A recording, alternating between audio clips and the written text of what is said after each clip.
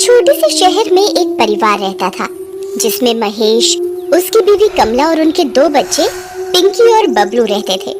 महेश कपड़े की एक फैक्ट्री में काम किया करता था। एक दिन फैक्ट्री में आग लगने के कारण फैक्ट्री के मालिक ने बहुत से लोगों को काम से निकाल दिया, जिसमें एक महेश भी था। वैसे ही महेश आर्थिक तंगी से गुजर रहा था और ऊपर से नौकरी चले जाने के कारण घर के हालात और खराब हो गए थे। एक दिन पूरा परिवार साथ बैठकर खाना खा रहा होता है। तब कमला महेश से बोलती है, घर का राशन खत्म होने वाला है, बस 3-4 दिन का ही राशन बचा हुआ है। क्या करूं, कुछ समझ नहीं आ रहा। कहीं कोई नौकरी भी तो नहीं मिल रही। अभी तो घर का किराया भी देना है। अगर मुझे जल्दी कोई नौकरी नहीं मिली तो हम सड़क पर आ जाएंगे। परेशान मत हो पापा, भगवान कोई ना कोई रास्ता जरूर निकाल देंगे। अगले ही दिन सुबह पड़ोस की एक औरत महेश के घर आती है। सब लोग उनको प्यार से मौसी बुलाते थे।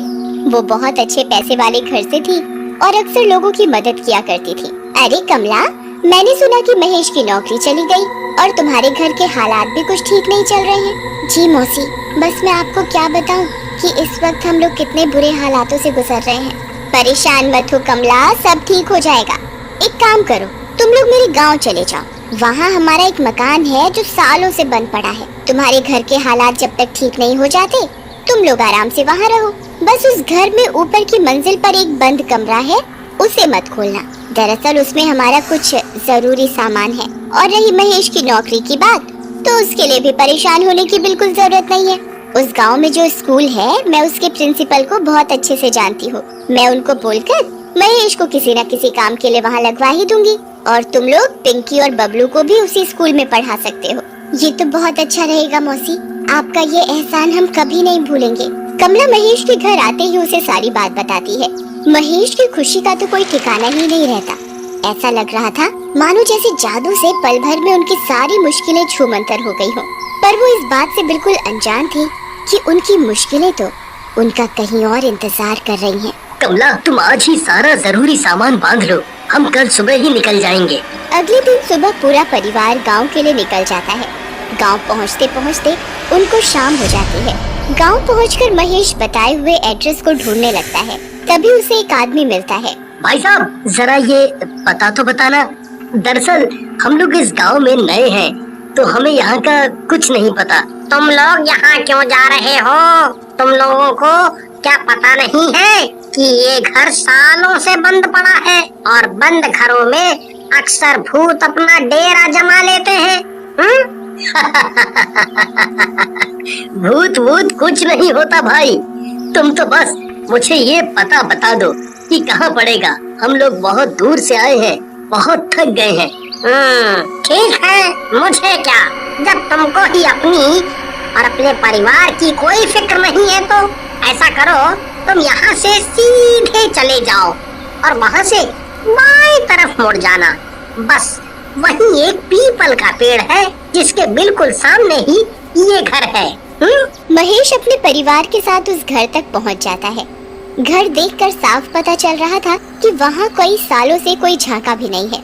ये तो कितना पुराना घर है माँ, और कितना डरावना भी। इतने बुरे वक्त में हमें ये घर रहने को मिल गया, वही बहुत है। हम इसकी साफ सफाई कर लेंगे तो ये भी अच्छा दिखने लगेगा। चलो अब यहाँ खड़े रहकर बातें मत करो और जल्दी अंदर चलो। महेश जैसे ही उस घर का दरवाजा खोलता है तो घर में तेज हवाएं चलने लगती हैं। बाहर तो पेड़ का एक पत्ता भी नहीं हिल रहा और यहाँ इतनी तेज हवा कैसे चल सकती है? क्योंकि यहाँ भूत है। पिंकी बबलू के पीछे चिल्लाते हुए भागती है। रुक रुक, तुझे मैं अभी बताती हूँ, रुक। बबलू सीढ़ियों से भागते हुए ऊपर वाली मंजिल पर पहुँच जाता है। पिंकी भी बबलू को पकड़ने के लिए उसके पीछे पीछे भाग रही होती है। बबलू को अचानक किसी औरत के रोने की आवाज आती है। बबलू वहीं रुक जाता है और ध्यान से उस आवाज को सुनने लगता है, पर आवाज अचानक से बंद हो जाती है। क्या हुआ बबलू, थक गया क्या? नहीं दीदी, मुझे अचानक किसी औरत के रोने की आवाज सुनाई पड़ रही थी, इसलिए मैं यहाँ रुक गया। इतनी रात को कौन रोएगा? जरूर तूने किसी बिल्ली के रोने की आवाज सुनी होगी और तुझे लगा होगा कि कोई औरत रो रही है।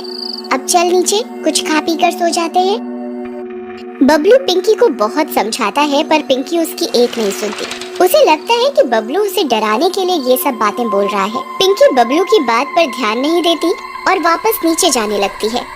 बबलू भी उसके पीछे पीछे जा ही रहा होता है, पर अचानक उसकी नजर एक बंद कमरे पर पड़ती है जिस पर ताला लगा होता है और उस ताले पर एक लाल रंग का कपड़ा भी बंधा होता है।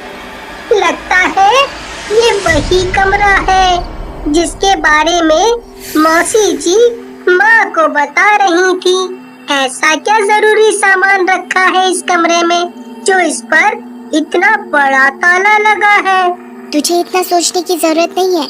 मौसी जी ने हमें मना किया है इस कमरे में जाने से, तो बस हमें इस बात का ध्यान रखना चाहिए। रात को खाना खाकर सब सोने चले जाते हैं। आधी रात को अजीब सी खटखट की आवाज से पिंकी की अचानक आंख खुल जाती है। बबलू जल्दी उठ, जरा देख कर तो आ कि ये आवाज कहाँ से आ रही है। मुझे सोने दो दीदी, मुझे बहुत तेज नींद आ रही है। आप खुद जाकर देख लो। पिंकी डरते हुए अपने बेड से खड़ी होती है और ध्यान से उस आवाज को सुनने की कोशिश करती है। आवाज बाथरूम से आ रही होती है। पिंकी बाथरूम का दरवाजा खोलती है और डरते डरते उसमें झांकती है। जैसे ही वो अंदर देखती है उसके होश उड़ जाते हैं। बाथरूम में पड़ा वाइपर अपने आप दीवार से जोर जोर से टकरा रहा होता है। पिंकी डर के मारे पसीने पसीने हो जाती है और भागते हुए नीचे अपने मम्मी पापा के पास जाती है। मम्मी पापा जल्दी उठो। क्या हुआ बेटा, तुम इतनी घबराई हुई क्यों हो? वो पापा, वो बाथरूम वाइपर, पापा ऊपर भूत भूत। क्या बोल रही हो पिंकी? ठीक से बताओ बेटा, हमें कुछ समझ नहीं आ रहा। तभी बबलू भी वहाँ आ जाता है। पापा वो ऊपर बाथरूम में वाइपर अपने आप दीवार से जोर जोर से टकरा रहा था। ये तुम्हारा वहम है बस और कुछ नहीं। चलो अपने कमरे में जाकर आराम से सो जाओ। जब कल सुबह उठोगे तो सब बुरे सपने की तरह खुद ही भूल जाओगे। पिंकी और बबलू अपने कमरे में सोने चले जाते हैं। 2-3 दिन तक सब कुछ ठीक रहता है, पर अचानक एक रात पिंकी को किसी के रोने की आवाज आती है। वो उठकर कमरे के बाहर जाकर देखती है तो बाहर कोई नहीं होता, पर रोने की आवाज अभी भी आ रही होती है। पिंकी थोड़ा और ध्यान से सुनती है तो उसे वो आवाज उस बंद पड़े कमरे के अंदर से सुनाई देती है। जैसे ही पिंकी दरवाजे से कान लगाकर और ध्यान से सुनने की कोशिश करती है, आवाज अचानक से बंद हो जाती है। पिंकी डर कर अपने कमरे में भाग जाती है, पर रात भर वो उस बंद कमरे के बारे में सोचती रहती है। पिंकी जब सुबह उठती है तो उसे लगता है जैसे रात को जो कुछ भी हुआ वो सब उसका वहम था और वो इस बारे में किसी को नहीं बताती। एक दिन बबलू उस बंद कमरे के बाहर बॉल से खेल रहा होता है। वो उस कमरे में झांकने की कोशिश करता है पर कुछ दिखाई नहीं देता। रात को जब सब सो रहे होते हैं तब बबलू के दिमाग में वो बंद कमरा घूम रहा होता है। वो उस बंद कमरे के बाहर जाता है। मैं इस ताले को कैसे खोलूं? मैं कुछ देखता हूँ जिससे मैं ये ताला तोड़ सकूं। बबलू जल्दी से एक हथौड़ी ढूंढ कर लाता है और उस ताले को तोड़ देता है। जैसे ही वो उस कमरे की कुंडी खोलता है उसे पीछे से किसी के आने की आवाज आती है। दरअसल पिंकी हथौड़ी की आवाज से उठकर बाहर आ जाती है। कौन है यहाँ? कौन है यहाँ? ये ताला किसने तोड़ा? ये जरूर बबलू का काम है। वो अपने बिस्तर पर भी नहीं था। पिंकी से रहा नहीं जाता और वो कमरे के दरवाजे को खोलकर अंदर झांकती है। उसको तभी एक झटका सा लगता है जैसे उसके अंदर किसी की आत्मा घुस गई हो। पिंकी को बहुत अजीब सा महसूस होता है और वो अपने कमरे में जाकर सो जाती है।